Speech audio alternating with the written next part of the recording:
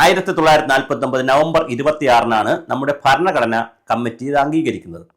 എന്നാൽ 1950 ജനുവരി 26-നാണ് അത് നിലവിൽ വന്നതായി കണക്കാക്കുന്നത്. അത് ഡ്രാഫ്റ്റ് സ്വീകരിക്കുന്നതാണ് 49 നവംബർ 26. അതുകൊണ്ട് ഇന്ന് നമ്മൾ ഭരണഘടനാ ദിനമായിട്ട് വേണമെങ്കിൽ നമുക്ക് ഇന്ന് ആചരിക്കാം. ഇന്നാണ് സാധാരണ ആചരിക്കുന്നത്. റിപ്പബ്ലിക് ദിനം വേറെ ഉള്ളതുകൊണ്ട് ഇത് ഭരണഘടനാ ദിനമായി ആചരിക്കുന്നു. എന്താണ് ഇന്ത്യൻ ഭരണഘടനയുടെ ഒരു പ്രത്യേകത? ഒന്നാമത്തെ കാര്യം എന്ന് പറയുന്നത്, ഞാൻ നേരത്തെ പറഞ്ഞല്ലോ, നവംബർ 26 തെരഞ്ഞെടുത്തതിന്റെ വിഷയം അതാണ്.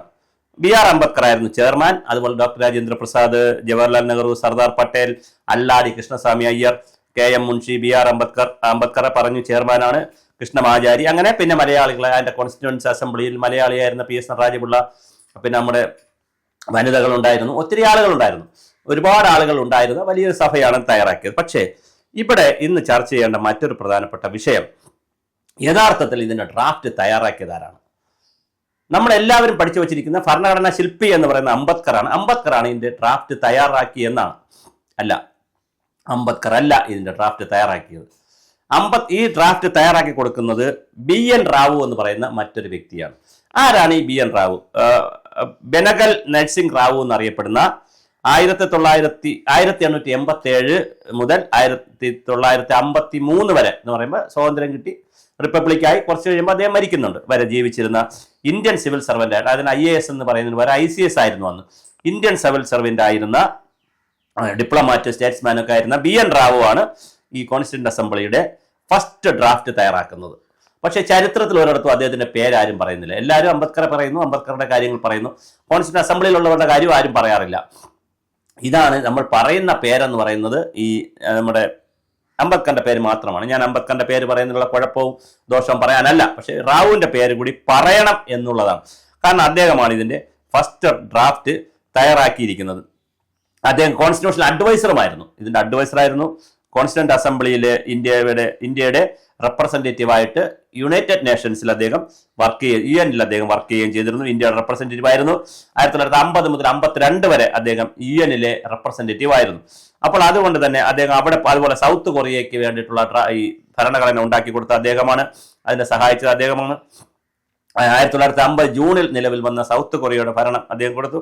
അതുപോലെ കൊറിയൻ വാർ പോസ്റ്റ് ആർമിസ്റ്റേഴ്സിന്റെ മെമ്പർ ആയിരുന്നു അദ്ദേഹം. UN-ൽ അദ്ദേഹം മെമ്പറായിരുന്ന കാര്യം ഞാൻ പറഞ്ഞു.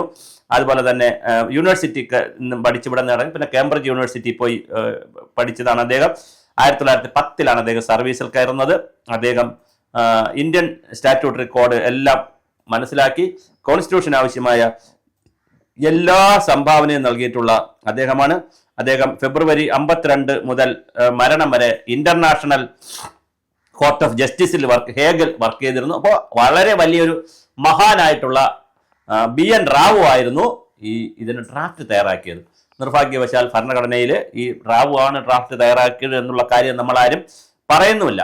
പിന്നെ ഇതിനകത്ത് മതേതരത്വം, ജനാധിപത്യം, സോഷ്യലിസം എന്നൊക്കെ നമ്മൾ പറയുന്നുണ്ട്, ഒരുപാട് കാര്യങ്ങൾ പറയുന്നു. പക്ഷേ ഈ റാവു തയ്യാറാക്കിയ കാര്യമൊന്നും പറയുന്നു. റാവു തയ്യാറാക്കിയ ഡ്രാഫ്റ്റിനെ നിരവധി ആളുകളുടെ ചർച്ചകളുടെയും അല്ലെങ്കിൽ നിരവധി ആളുകൾ അതിനകത്ത് ബന്ധപ്പെട്ടിട്ടാണ് ഇത് ഫൈനൽ രൂപം എടുക്കുന്നത്. ഇന്ത്യൻ ജനാധിപത്യത്തിന്റെ, ഇന്ത്യയുടെ ഏറ്റവും വലിയ ഒരു പ്രത്യേകത എന്ന് പറഞ്ഞാൽ ഇതൊരു ഫെഡറൽ സിസ്റ്റം, ഫെഡറൽ സ്റ്റേറ്റുകളുള്ള ഒരു സംവിധാനമാണ്. അതുപോലെ തന്നെ ഇതിനകത്തുള്ളൊരു യൂണിറ്ററി ഉണ്ട്. ഏകദേശം 1,17,000 വാക്കുകളുള്ള ലോകത്തിലെ ഏറ്റവും വലിയ എഴുതി തയ്യാറാക്കിയ ഭരണഘടനയുണ്ട്. 1,17,000 വാക്കെന്ന് പറഞ്ഞാൽ ചെറിയല്ലോ, വളരെ വലിയൊരു ബുക്കല്ലേ. സംസ്ഥാനങ്ങൾ, സ്റ്റേറ്റ്, സെൻട്രൽ ഗവൺമെന്റ് ഉണ്ട്, സ്റ്റേറ്റ് ഗവൺമെന്റ് ഉണ്ട്, പിന്നെ യൂണിയൻ ലിസ്റ്റ് ഉണ്ട്, സെൻട്രൽ ലിസ്റ്റ് ഉണ്ട്, സ്റ്റേറ്റ് ലിസ്റ്റ് ഉണ്ട്, അങ്ങനെ കൺകറന്റ് ലിസ്റ്റ് ഉണ്ട്, ഇങ്ങനെ പല പല സാധനങ്ങളുള്ള. അതുപോലെ തന്നെ സ്വതന്ത്ര സ്ഥാപനങ്ങളുണ്ട്. ന്യായാധിപ സ്ഥാപനങ്ങൾ, ജുഡീഷ്യറി സ്വതന്ത്രമാണ്, ഇലക്ഷൻ കമ്മീഷൻ സ്വതന്ത്രമാണ്. പിന്നെ ഒരുപാട് ഫണ്ടമെന്റൽ റൈറ്റ്സ്, മനുഷ്യന് ഇത്രയും അവകാശം കൊടുക്കുന്ന ഒരു ഭരണഘടന ലോകത്തില്ല. റൈറ്റ് ടു ഈക്വാലിറ്റി, തുല്യതയ്ക്കുള്ളത്, right to freedom, right to speech, constitutional remedies against exploitation, right to freedom of religion, പിന്നെ റിലീജിയസ് ഗ്രൂപ്പുകൾക്ക് സ്കൂൾ തുടങ്ങാം, മൈനോറിറ്റി ഗ്രൂപ്പുകൾക്ക് കൾച്ചറൽ എഡ്യൂക്കേഷൻ റൈറ്റ്സ്. അതുപോലെ തന്നെ 42ാം ഭേദഗതി 1976 വഴി ചേർത്തതായിട്ടുള്ള പൗരന്റെ കടമകൾ, ഡ്യൂട്ടീസ് ഓഫ് ഫണ്ടമെന്റൽ ഡ്യൂട്ടീസ് ഉണ്ട് ഓരോ പൗരന്മാർക്കും. അത് 76-ൽ 42ാം ഭേദഗതിയായിട്ട് വന്നതാണ്. പിന്നെ അതുപോലെ തന്നെ പിന്നെ ആ ഭരണഘടന വെച്ചിട്ടാണ് നമ്മൾ ഇവിടെ ഇരിക്കുമ്പോഴാണ് നമ്മൾ അടിയന്തരാവസ്ഥ വന്നത്, അത് വേറെ കഥ. പിന്നെ അതുപോലെ തന്നെ ഡയറക്റ്റീവ് പ്രിൻസിപ്പിൾസ് ആയിട്ട് കുറെ കാര്യങ്ങൾ പറയുന്നു, നിർദ്ദേശക തത്വങ്ങളായിട്ട് പറയുന്നു, സാമൂഹ്യ നീതി, സോഷ്യൽ ജസ്റ്റിസ്, വിദ്യാഭ്യാസം, ഗ്രാമവികസനം, ഭക്ഷണം, തൊഴിൽ, ആരോഗ്യം, പിന്നെ ലക്ഷ്യം, ആരോഗ്യ കാര്യങ്ങൾ, പിന്നെ 73-74 ഭരണഘടന ഭേദഗതിയിലൂടെ അത് നരസിംഹറാവു കൊണ്ടുവന്നു.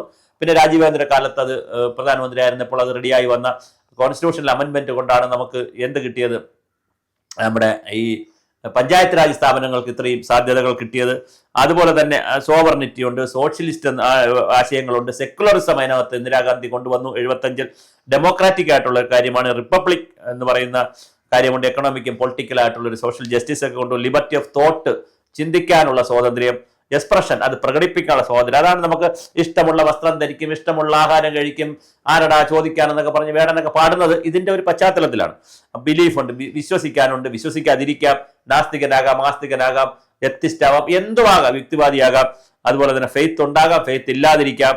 പിന്നെ ഡിഗ്നിറ്റിയും യൂണിറ്റിയും, ഒരാളിന്റെ ഡിഗ്നിറ്റിയോടുകൂടി ജീവിക്കാനുള്ള അവകാശം, യൂണിറ്റി, ഇതെല്ലാം കൂടെ ചേരുന്നതാണ് ഭരണഘടനാപരമായിട്ടുള്ള കാര്യങ്ങൾ. അതുകൊണ്ട് തന്നെ ഭരണഘടനയുടെ വളരെ പ്രധാനപ്പെട്ട ഒരു വിഷയം എന്ന് പറയുന്നത് ഇതാണ്. അതുപോലെ തന്നെ ബ്രിട്ടീഷ് ആളുകളായിട്ടുള്ള പ്രൊഫസർ സർ ഐവർ ജെന്നിങ്സും ഭരണഘടനാ പണ്ഡിതനും നിയമ പണ്ഡിതനും അദ്ദേഹവും കോൺസ്റ്റിറ്റ്യൂഷൻ അസംബ്ലിയിൽ നേരിട്ട് അദ്ദേഹം പങ്കെടുത്തില്ല, പക്ഷേ ഡ്രാഫ്റ്റിംഗ് കമ്മിറ്റിയിലുമില്ല. പക്ഷേ എന്നാൽ ബ്രിട്ടീഷ് കോൺസ്റ്റിറ്റ്യൂഷണൽ ലായെ സംബന്ധിച്ച് വളരെയധികം പഠനങ്ങൾ നടത്തിയിട്ടുണ്ട്. ആ പഠനങ്ങൾ അംബേദ്കറേയും ഈ BN റാവുവിനെയും വല്ലാതെ സ്വാധീനിച്ചിട്ടുണ്ട്. അതുപോലെ തന്നെ BN റാവുവിനെ കുറിച്ച് ഞാൻ പറഞ്ഞു, ICS ഓഫീസറാണ്, അതിന്റെ കാര്യങ്ങൾ പറഞ്ഞു.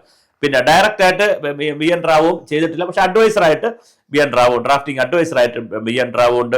അതുപോലെ തന്നെ വിദേശ സ്വാധീനം എന്ന് പറയുന്നത് മറ്റേതൊക്കെ രാജ്യങ്ങളിലുള്ള ഭരണഘടനകളെയാണ് നമ്മൾ സ്വാധീനിച്ചത്. ബ്രിട്ടീഷിന്റെ ഭരണഘടനയെ നമ്മൾ നോക്കിയിട്ടുണ്ട്. അവിടെ പാർലമെന്ററി സിസ്റ്റം നമ്മൾ അവിടെ നിന്ന് എടുക്കുന്നു, ക്യാബിനറ്റ് സിസ്റ്റം എടുക്കുന്നു, rule of law making procedure ഒക്കെ നമ്മൾ അവിടെ നിന്നാണ് എടുക്കുന്നത്, single citizenship, speaker and parliamentary roles, ഇതൊക്കെ എടുക്കുന്ന നമ്മൾ ബ്രിട്ടനിൽ നിന്നാണ്. ലോകത്ത് എല്ലാ രാജ്യത്തും നമ്മൾ എടുത്തിട്ടുണ്ട്, കടമെടുത്തിട്ടുണ്ട്. ജുഡിസ്ഡിക്ഷൻ ഓഫ് കോർട്ടിന്റെ ജുഡിസ്ഡിക്ഷൻ, അതുപോലെ പ്രോഗ്രസീവ് ആയിട്ടുള്ള പവറുകളൊക്കെ കൊടുക്കുന്നത്. അതുപോലെ അമേരിക്കയിൽ നിന്ന് എടുത്തിട്ടുണ്ട്. ഫണ്ടമെന്റൽ റൈറ്റ്സ് ഒക്കെ അമേരിക്കയിലാണ് കൂടുതൽ.